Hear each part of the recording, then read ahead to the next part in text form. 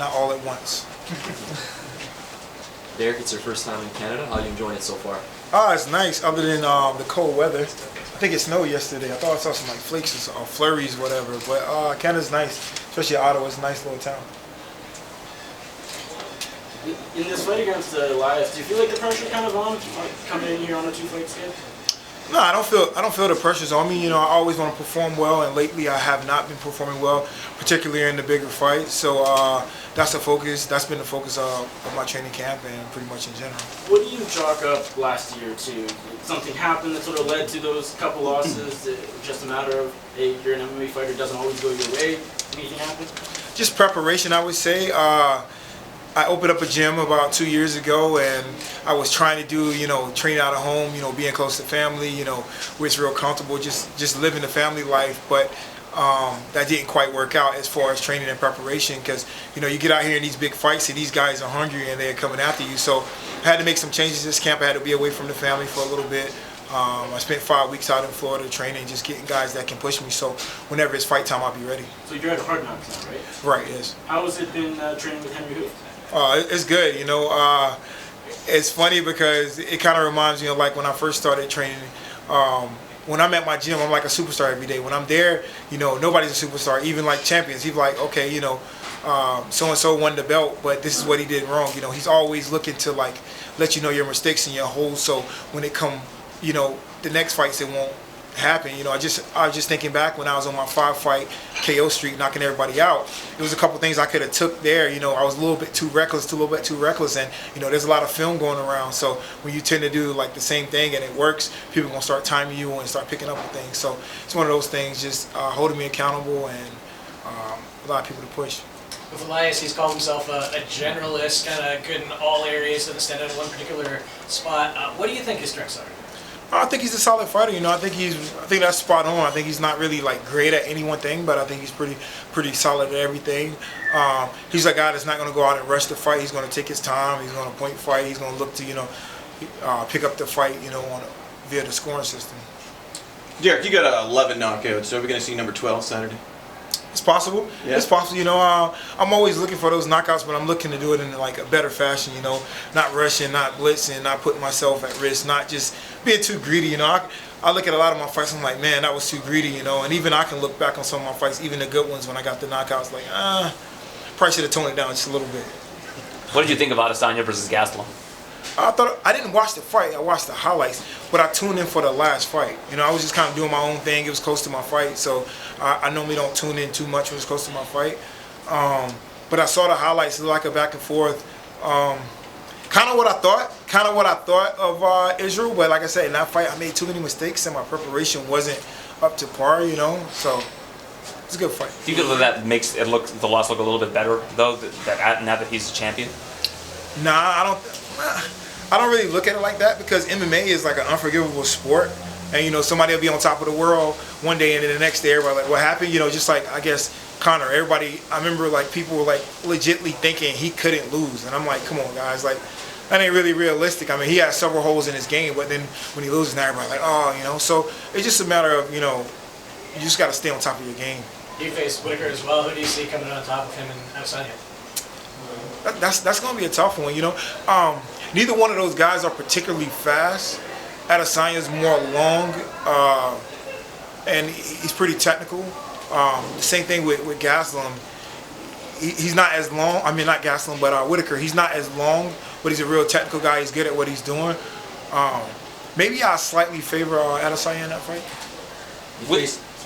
You face the best of the best: Machida, Whittaker, Anderson.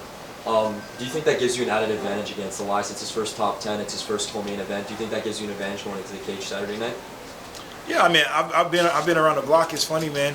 Guys don't fight who I fight. I came in and sometimes I'm like, hey, I want to fight everybody. Somebody says something to me, I'm like, all right, cool, we're gonna fight. So that's just always been my mentality. Where you have a lot of guys in the division, they're ducking each other, pulling out, or making excuses, and then normally they rebook the fights whenever somebody get injured or try to find a way. But those fights never really get rebooked. So whenever people ask me about who I'm gonna fight next, my answer going forward is always gonna be, I'm gonna let some of these guys fight each other. I'm just gonna sit back and train and keep getting better. Elias doesn't have a lot of finishes, lots of decision wins. Do you feel like you could chase the knockout against him more easily than others? No, it's not a game of chasing. It's just taking my time, setting it up, and it'll come. I hit hard, especially when I connect and I set up a shot. I can finish the fight. So it's one of those things I don't really have to rush. Some have described Elias as difficult to figure out with his sort of unorthodox style. Do you look at him that way? I don't really think he's difficult to figure out. I just think he's going to move, and he's okay with winning a decision and winning a point fight. He's not going to really put himself at risk too much. I think I heard a couple of statements. He said he's content with his life. So I'm thinking, he's happy where he's at. Everybody's always looking for that next opportunity. But like I said, I know he's okay with getting a decision. So if you chase a guy like that, then you're going to play into his game. Then you're making one knockout artist after that. So it's just about preparing and approaching the fight the right way. You see a lot of these guys like Anthony Smith, Rockhold, they're all moving up to 205. Is that something that interests you in the future? They're having success there. It's funny. I don't know. I always think, I'm like, man, I probably should do that a long time ago. I think everybody is getting away from cutting a lot of weight. I think that's probably the smartest way, and you feel better.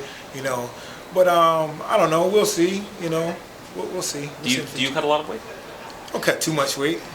Depends what you call a lot of weight. What are you weighing right now?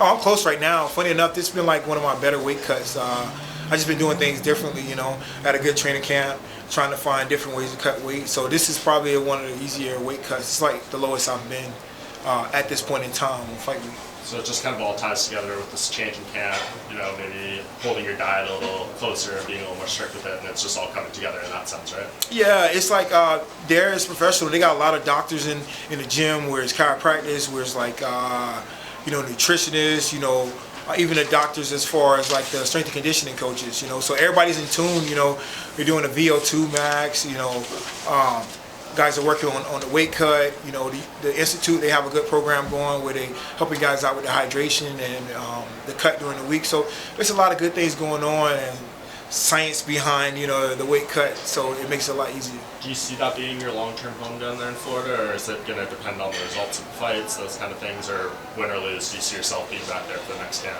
Yeah, absolutely. I see myself being back there. Those guys give me the push, and I feel ready, going to the fight.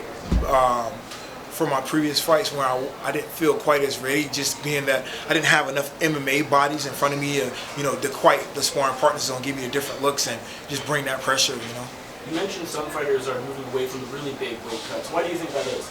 Because it's tough to like rehydrate and perform well, Look at a lot of studies and a lot of like endurance athletes, and which we are, you got to put your body to the max when you're out there fighting.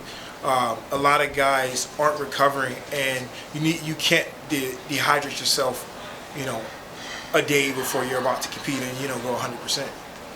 Hey Derek, I've had a number of fighters tell me about how things like dance and gymnastics have carried over into the MMA in unorthodox ways. Along with your strong wrestling background, you're also a cheerleader. I was wondering what aspects of that, if any, have carried over. No, it's funny. Yeah, I used to. It's tough. I used to cheerlead back in high school, and that was one of the better things. I came into MMA and I had a strong core and a lot of flexibility, and I could put myself in a lot of different positions when it comes to scrambling and stuff like that. So over the years, I stopped like doing all the tumbling and tossing girls in the air. So it definitely lost a little bit of upper body strength and core strength. But I think it was definitely one of the early tools and one of the things that helped me when I first got into the sport. What do you make of Jack Romanson's very recent and very quick rise to contender status? Oh, he's fighting good. He's fighting good. The last fight was good. Jacare looked a little slow, lethargic, sluggish. Maybe he's getting a little bit older. But Hermanson came out there. He looked good. He put it on him. I think that's 2 big fights for him in a row. So he's definitely a guy to keep your eye on. Derek, how are you enjoying Ottawa so far? It's nice, other than the cold weather. Ottawa's nice, man. I went down the street and took a picture in front of the big Ottawa sign. So it's definitely nice. They got some buildings that look like castles. So yeah, sure.